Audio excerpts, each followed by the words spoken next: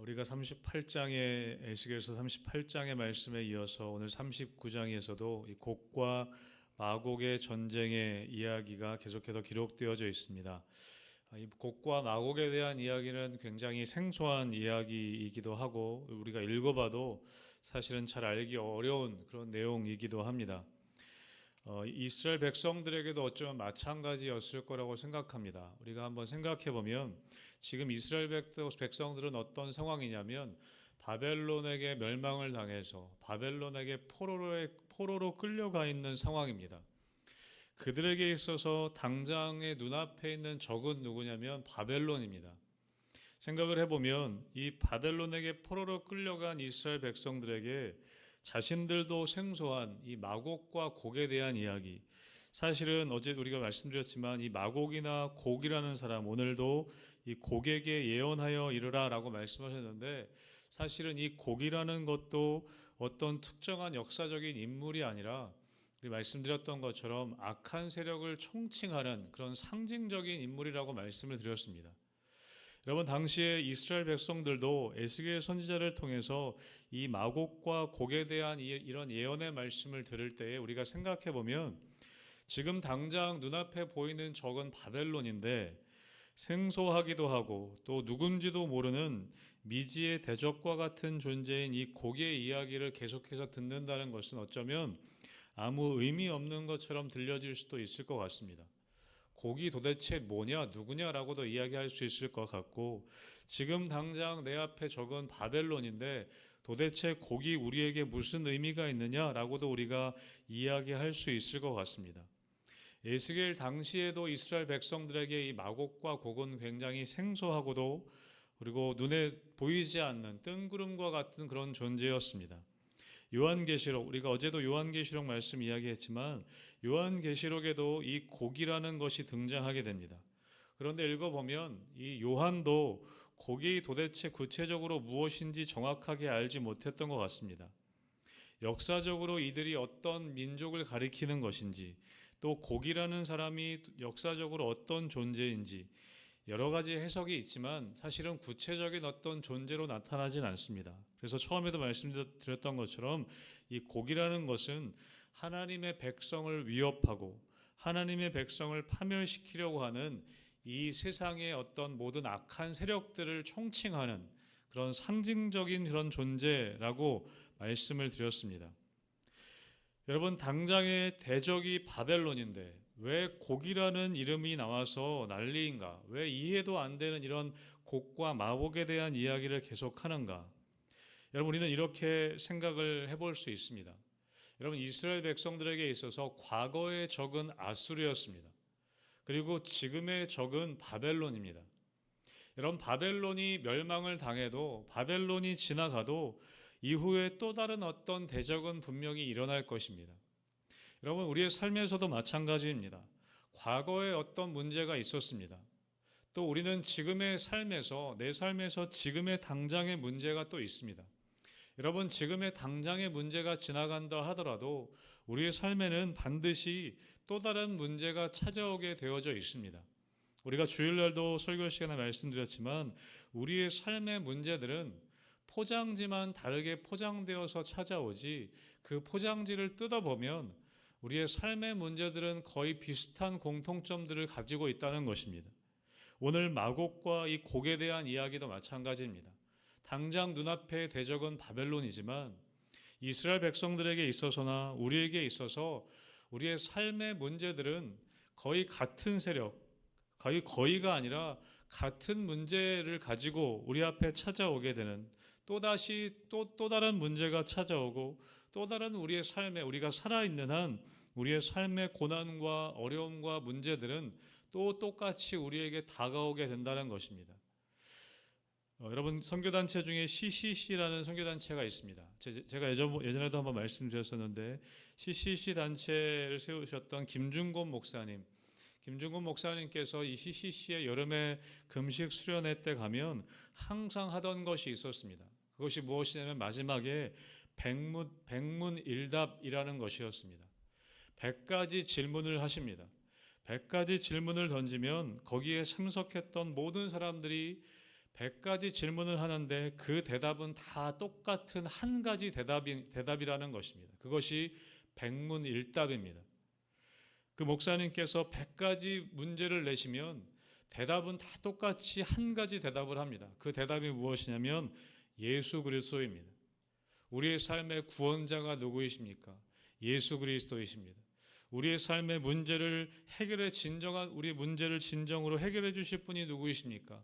예수 그리스도이십니다. 우리의 다음 세대들에게 진정한 해답이 되는 분이 누구십니까? 예수 그리스도이십니다. 100가지 질문을 하는데 대답은 한 가지라는 것이죠. 예수 그리스도시라는 것입니다. 여러분, 우리의 삶의 문제도 마찬가지입니다. 우리의 삶의 수많은 문제들이 우리 가운데 찾아오고 우리를 넘어뜨리려고 하는 많은 어려움들과 고난들이 찾아오지만 여러분, 그 악한 모든 세력의 배후에는 사단이 있습니다.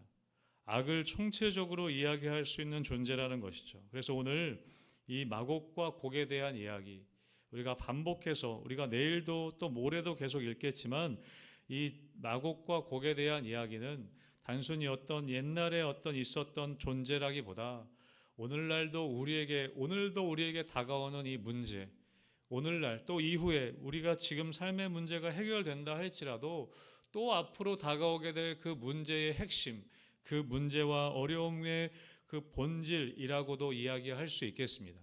그래서 우리가 함께 오늘도 이 곡에 대한 이야기, 오늘 곡에 대한 심판의 이야기, 이것은 우리의 삶의 문제와 고난과 어려움의 본질적인 이것들이 어떻게 해결될 것인가에 대한 하나님께서 우리에게 주시는 메시지라고 할 수 있습니다.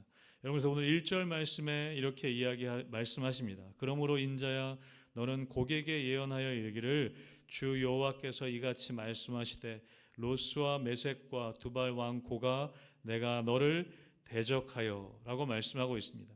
우리 어제 본문에도 나왔던 그런 말씀입니다. 하나님께서 이 악으로 총칭되는 이 곡에 대해서 뭐라고 말씀하시냐면 내가 너를 대적한다 라고 말씀하고 있습니다. 여러분, 이것은 놀라운 선포이죠. 대적들은 늘 자기들의 힘과 계획을 믿고 그렇게 이스라엘을 또 믿는 사람들을 공격하고 침략하는 것 같지만 사실 하나님께서 그들을 이미 철저하게 통제하고 계시고 내가 너를 대적한다. 그리고 2절에도 나오죠. 너를 돌이켜서 이끌고 북쪽 끝에서부터 나와서 이스라엘 산 위에 이르러 라고 말씀하십니다.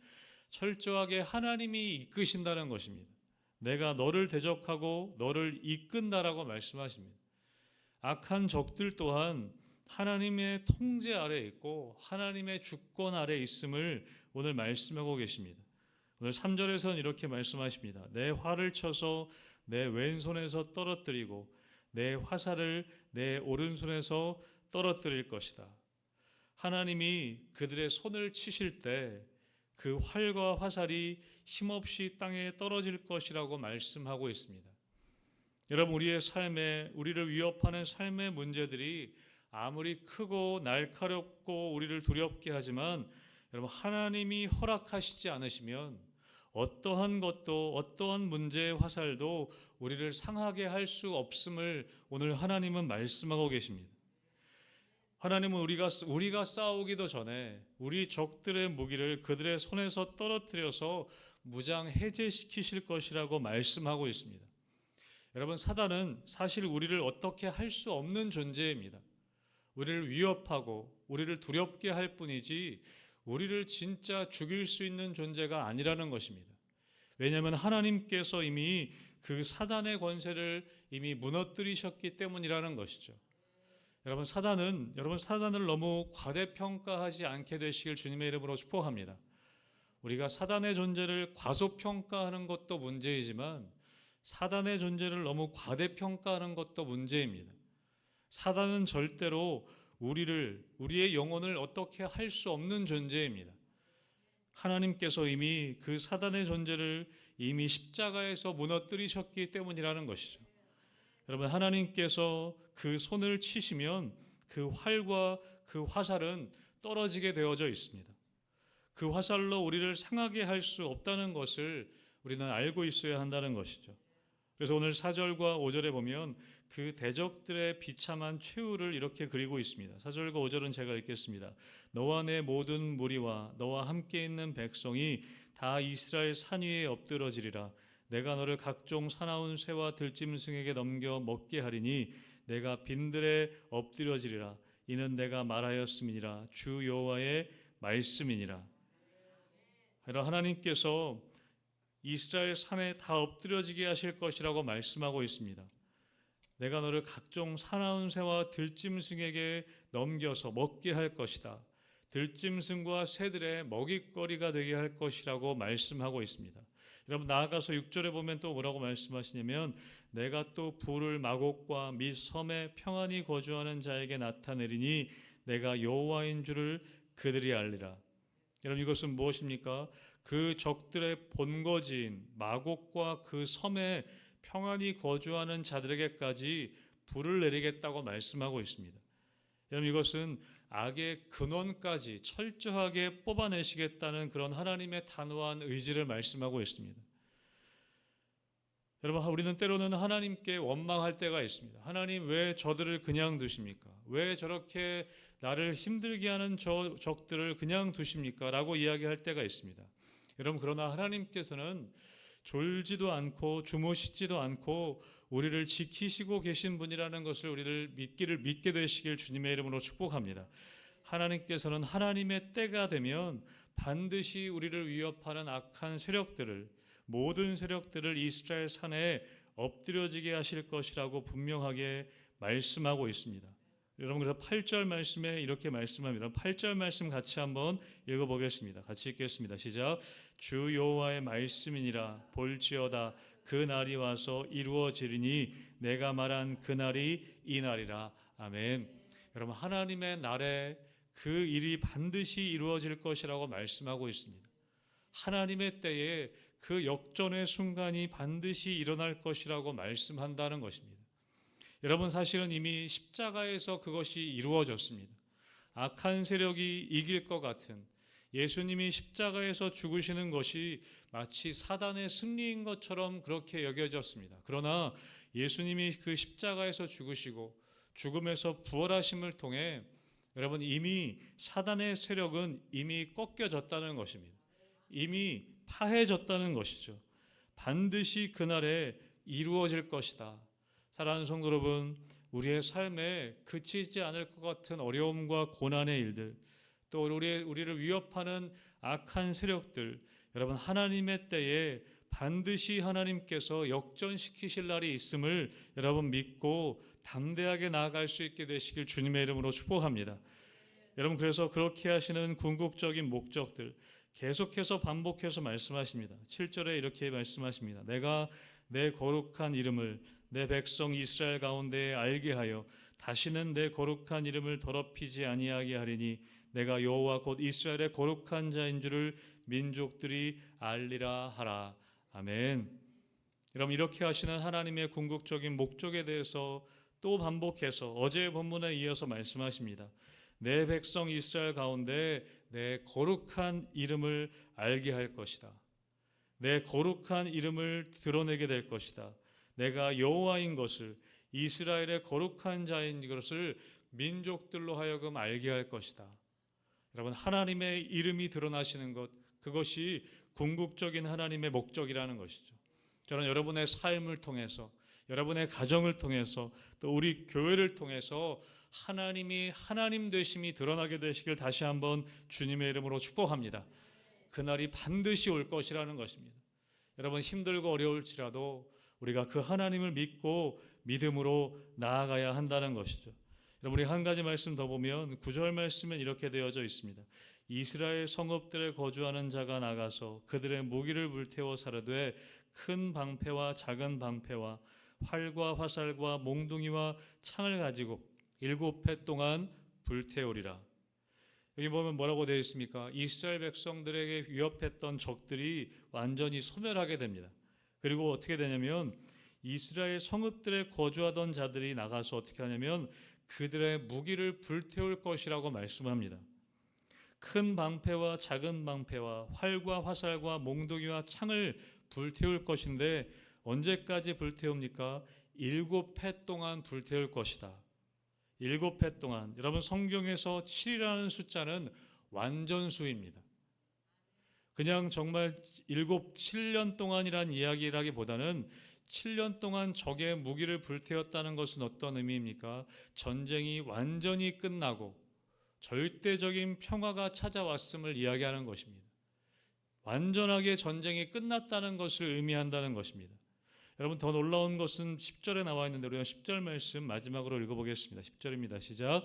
이같이 그 무기로 불을 피울 것이므로 그들이 들에서 나무를 주워오지 아니하며 숲에서 벌목하지 아니하겠고 전에 자기에게 약탈하던 자의 것을 약탈하며 전에 자기에게서 늑탈하던 자의 것을 늑탈하리라. 주 여호와의 말씀이니라. 아멘.